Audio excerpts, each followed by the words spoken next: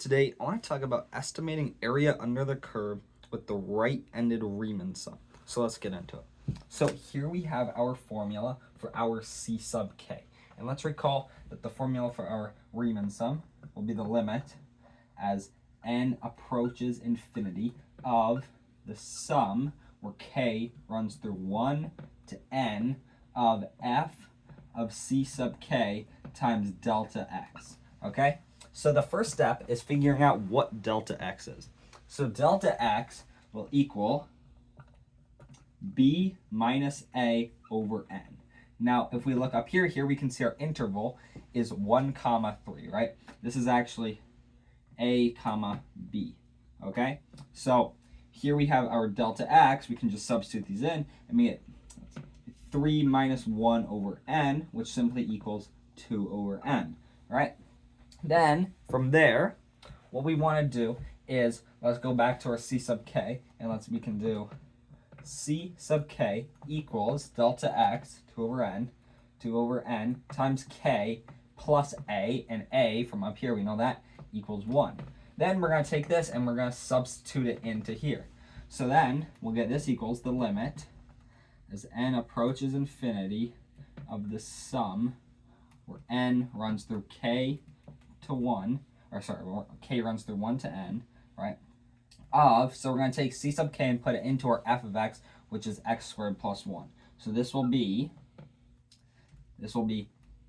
2 over n k plus 1 squared, and then we'll have plus 1, right, and then this will be times delta x. So delta x is 2 over n, so 2 over n, right? So now we want to evaluate what this limit is, and I'm sure you've done this before, right?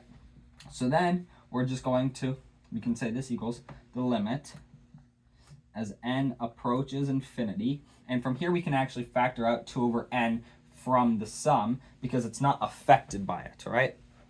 Because there's no k with this term. So this can become 2 over n times the sum, where k runs through 1 to n, right?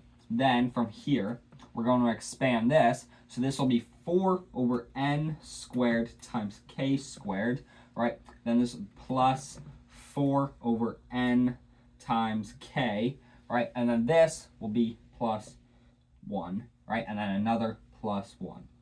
And then from there, let's erase this real quick and let's make that plus 2, right? Let's just save some room.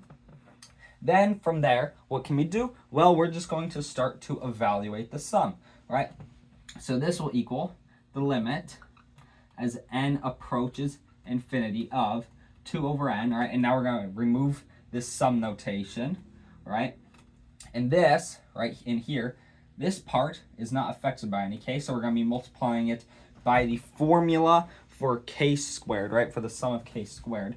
So this will be 4 over n squared, right, times, this will be n times n plus 1 times 2n plus 1, all right, over 6. That's our formula there. Then, same thing, case here, so this will be plus 4 over n times, then the formula for the sum as k runs through 1 to n of this, that's 2 over, n plus 1, sorry, under is what I meant. And then from here, this is just a constant, so this will be plus 2n.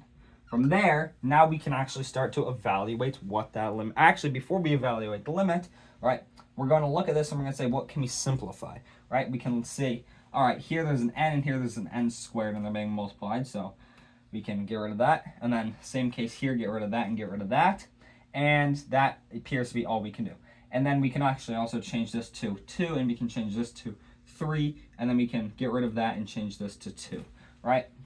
So then we can say this equals the limit as n approaches infinity of, well, let's substitute in the 2 over n. So this will become 4 over 3, right? Because this is 2 over 3 multiplied by 2, we get 4 over 3, right? Then this will become times, we're rearranging it a little, right? Times, we got rid of this n, and this is a singular n, but we're multiplying it by another n. So this will be n squared over n plus 1 times 2n plus 1, right? Then, from there, what can we do? Well, this, right, will be plus, right here, this will go away to 2, but we're multiplying by another 2, so that'll be 4, right? So 4 times, then this n goes away, these n's go away. This is n plus 1 over n, right? And then we're multiplying this by that, right? And we have an over n and we have an n, and we have 2 times 2, so this will just become plus 4. So now, from here, we can actually begin to evaluate this. So we can say, here, let's take this up here, right? This will equal, let's get rid of the limit symbol, and we're going to use L'Hopital's for these parts here, right? Let's think about what this will equal. Well, if we take the derivative down here, right, and we're going to take the, as n approaches infinity, right, it will end up being 2, okay? And I encourage you to evaluate that yourself. It's pretty easy to see, right? I encourage you to do that yourself, though. Then, so we'll have 4 over 3 times 2, then plus 4, so that's a t, plus 4 times, well, if we use L'Hopital's for this, we'll get 1, and once again, I encourage you to do that yourself. Then, this right here, this will just be plus 4, right? That's unaffected. So plus 4.